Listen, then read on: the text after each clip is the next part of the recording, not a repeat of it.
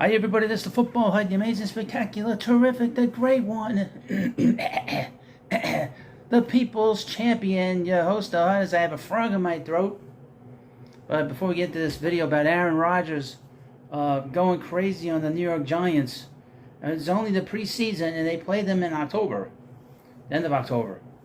Need you to subscribe and like this video from GiantsWire.USA today. Headline: Jets Aaron Rodgers calls Giants Jihad Ward a liar. He's a liar. I wouldn't mention that the Jets have very much fooled themselves, boy.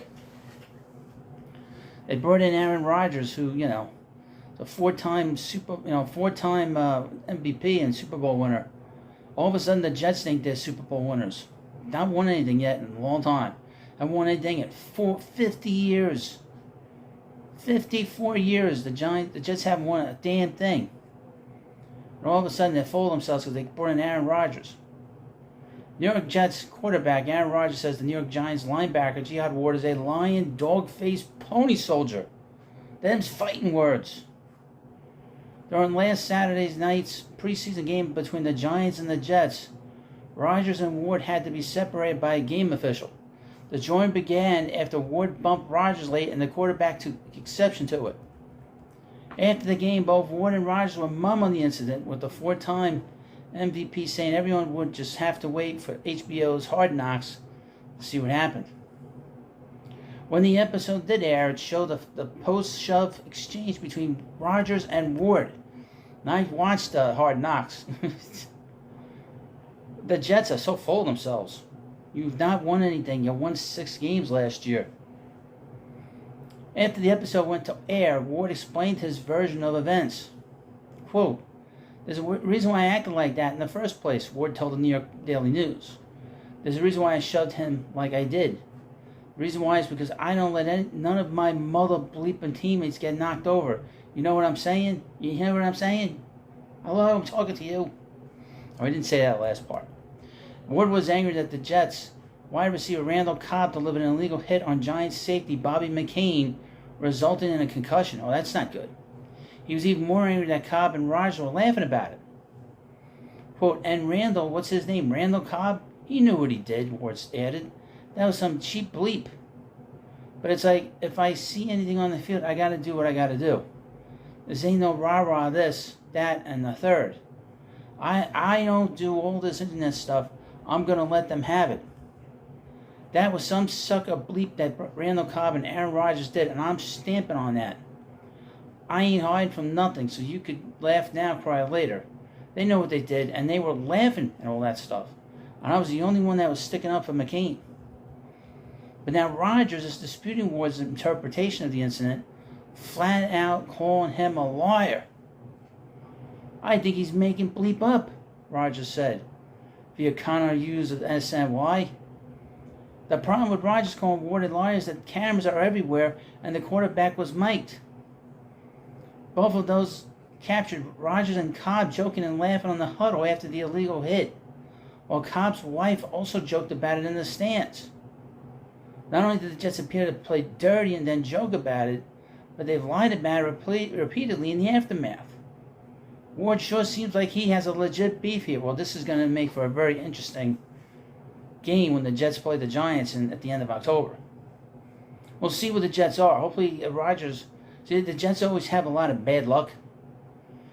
There's always bad karma that sort of surrounds the Jets.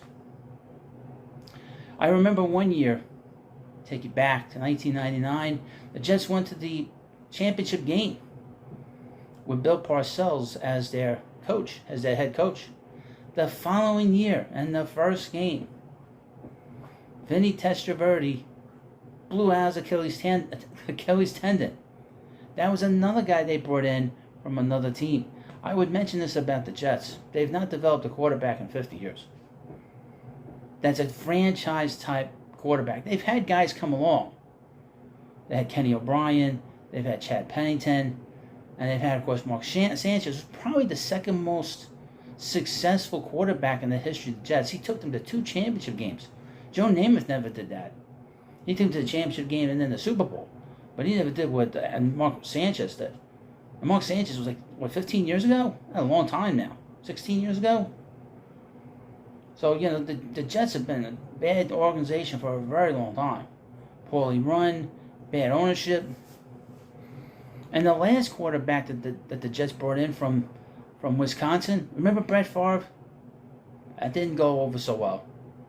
Remember Boomer Esiason? Good old Norman Esiason? It's funny about Norman. The Jets thought they were going to get into the playoffs that one year. And everybody on the field, every Jet on the field that day, including Wayne Corbett. Remember Wayne Corbett? Were all high-fiving themselves. But the two people that did not think that game was over against the Dolphins many years ago was, of course, Dan Marino, the quarterback of the Dolphins, and Marv Albert, the old announcer. Remember Marv Albert? Yes, you know. Marv Albert was the only one that, and of course Dan Marino were the only ones that didn't think that game was over. So this is the kind of mentality that we deal with the Jets. I think that the Jets, I've been here a long time. In terms of just fans, they're the worst fan base in the city. They're the worst.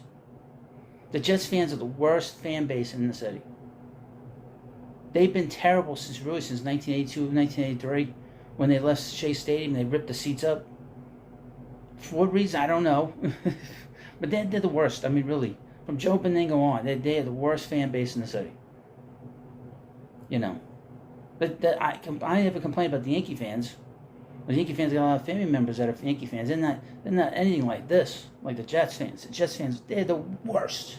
They're the worst fan base in the city.